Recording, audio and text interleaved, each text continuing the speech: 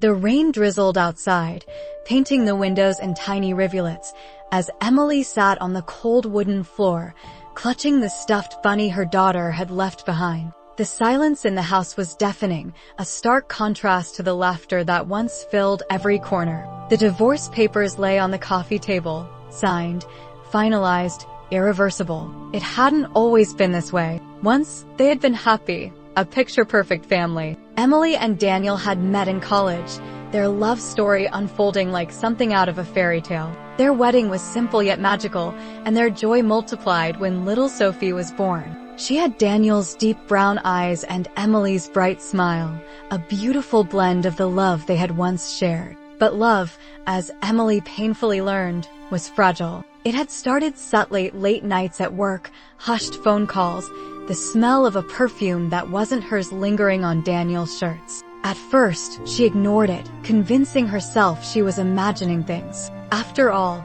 Daniel was a good husband, a wonderful father. He wouldn't betray her, would he?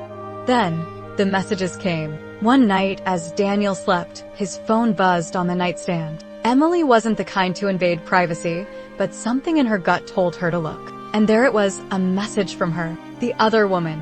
"I miss you. When will you tell her?"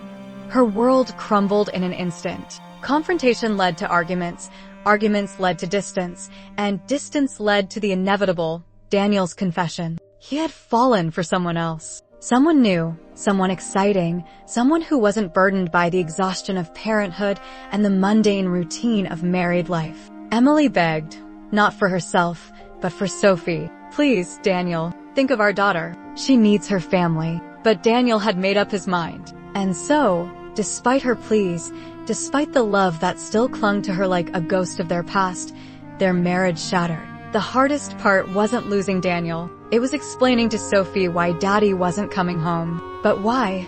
"Mommy," her tiny voice trembled, tears streaming down her chubby cheeks. "Did I do something bad?"